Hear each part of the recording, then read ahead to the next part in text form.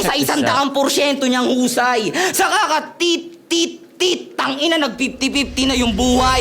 Sa laki ng uso dahil sa ngipin, napupuruhan na kahit the please lang tamaan.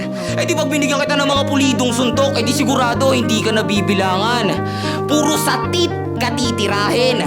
Walang itit, tira at tit, tiyakin tit, tingkaren at birahin di tit, tigilan at titit, tipirin kung tit, tindihan tit, tibagin at indahin kung tit, tiisen pag tit, tripan at patit, tikimin kung tit, tindihan pag tiklupin.